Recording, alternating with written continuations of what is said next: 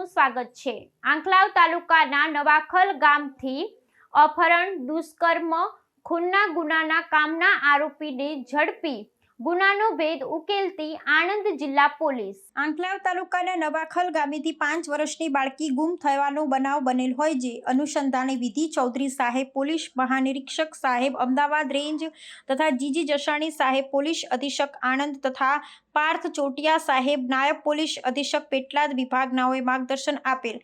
જે બનાવ બાબતની ગંભીરતા સમજતા તેઓના માતા પિતાએ પોલીસ સ્ટેશનમાં ફરિયાદ આપતા આંકલાવ પોલીસ સ્ટેશનમાં ભારતીય ન્યાય સંહિતા મુજબ અપહરણનો ગુનો નોંધવામાં આવેલ। ત્યારબાદ બનાવની ગંભીરતાને ધ્યાને લેતા આંકલાવ થાણા ઇન્ચાર્જ પીજે બાટવા તથા તેઓની પોલીસ સ્ટેશનની ટીમે તપાસ કરતા નવાખલ ગામના તથા ઉમેટા ચોકડી ઉપરના સીસીટીવી ફૂટેજ ચેક કરતા એક ઈસમ બાઇક ઉપર ગુમ થયેલ બાળકીને લઈ જતા નજરે પડે છે।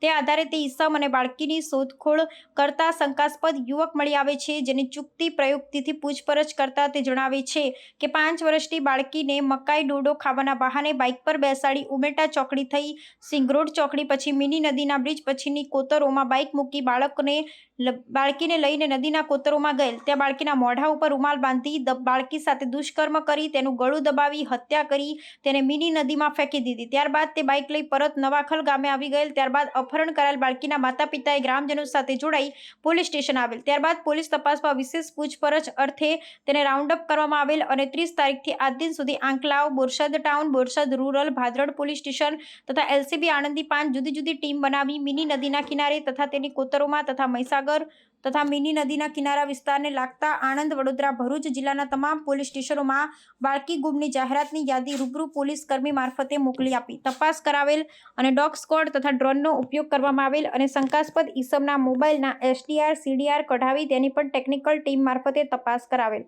અને સાથે સાથે નદીમાં પાણીનો પ્રવાહ વધુ હોવાથી આણંદ એસડીઆરએફ ટીમ 1ની મદદ લેવામાં આવેલ, જેમાં મિની નદીથી મહીસાગર નદી સુધી શોધખોળ કરાઈ। જે શોધખોળમાં તારીખ 2/9/2025ના રોજ વડોદરા જિલ્લાના અંપાડ ગામની પાસેની મિની નદીના કિનારે બાળકીનો મૃતદેહ શોધી કાઢવામાં આવેલ છે, જેમાં તેના માતા પિતાથી બાળકીની ઓળખ કરાવી શ્રી કૃષ્ણ હોસ્પિટલ કરમસદ ખાતે ફોરેન્સિક એક્સપર્ટ દ્વારા પેનલથી પોસ્ટમોર્ટમ કરાવવાની કાર્યવાહી કરવામાં આવેલ છે। તેમજ તપાસ દરમિયાન આરોપી વિરુદ્ધ ભારતીય ન્યાય સંહિતા તથા પોક્સો કલમ મુજબનો ઉમેરો કરવા નામદાર કોર્ટને રિપોર્ટ આપી આરોપીના પોલીસ કસ્ટડીના રિમાન્ડ ઉપર સોંપવાનો રિપોર્ટ કરતા નામદાર કોર્ટ તરફથી આરોપીના દિન 4ના પોલીસ કસ્ટડીના રિમાન્ડ મંજૂર કરવામાં આવેલ છે।